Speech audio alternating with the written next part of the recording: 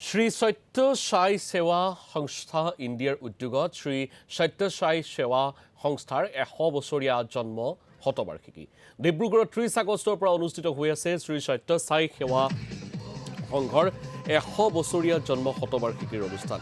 এই উপলক্ষে আজি ডিব্ৰুগড়ত অনুষ্ঠিত কৰা হয় Shri Sathya Sai run and write for the spirit of ইউনিটিৰে মাৰাথন দৌৰ কাৰ্যসূচী। পুৱা 5:30 হাতীমুৰাৰ প্ৰশান্তি ডিভাইন ভেলী স্কুলৰ পৰা আৰম্ভ হৈ খনিকৰ চাৰিআলি হৈ পুনৰ ডিভাইন ভেলী স্কুলত সমাপ্ত হয় মাৰাথন দৌৰ।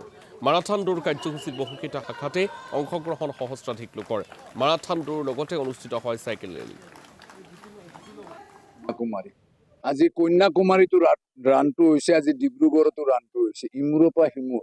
তাত কন্যাকুমাৰীত দৌৰি আছে, আমি ইয়াতে ডিব্ৰুগড়ত আৰম্ভ কৰিছো। আৰু তাই ইমান সুন্দৰ পৰিৱেশ, আপোনালোকে ডিব্ৰুগড়ত আছে, এইকেইদিনৰ ৱেডাৰ দেখিছে, আজি ভগৱানে আমাক কেনেকে সহায় কৰিছে। মই কালিলৈ ভয় খাই আছিলো যে এইটো পৰিৱেশ এই ৱেডাৰত কেনেকে হ'ব। মই দুটা কথা ভাল লাগিছে, ইমানখিনি পাৰ্টিচিপেণ্ট। আপোনাৰ যেতিয়া আমাৰ চলি আছিল, আমি ভাবিছিলো 500 হলে একদম মেক্সিমাম। এতিয়া 869 যেতিয়া হেৰি হৈছে, আমি আল্টিমেটলি বন্ধ কৰিব লগা হৈছে। ডিব্ৰুগড়ত কৈছে নাই বন্ধ কৰক, আমি নোৱাৰিম, আমাৰ ফিল্ডখনো সৰু, আমাৰ ইমানখিনি হলে নোৱাৰিম।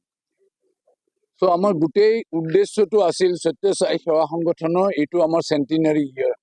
আৰু এই চেণ্টিনাৰী ইয়াৰত বাবাৰ 100 বছৰৰ জন্ম উৎসৱ পালনৰ লগত সংগতি ৰাখি বিভিন্ন অনুষ্ঠান হৈ আছে। গোটেই পৃথিৱীত বিভিন্ন অনুষ্ঠান হৈ আছে, ভাৰততো বিভিন্ন ধৰণৰ অনুষ্ঠান হৈ আছে। তাৰে দুটা মূল অনুষ্ঠান আমাৰ ইটোৰ লগত সিটো লাগি আছে।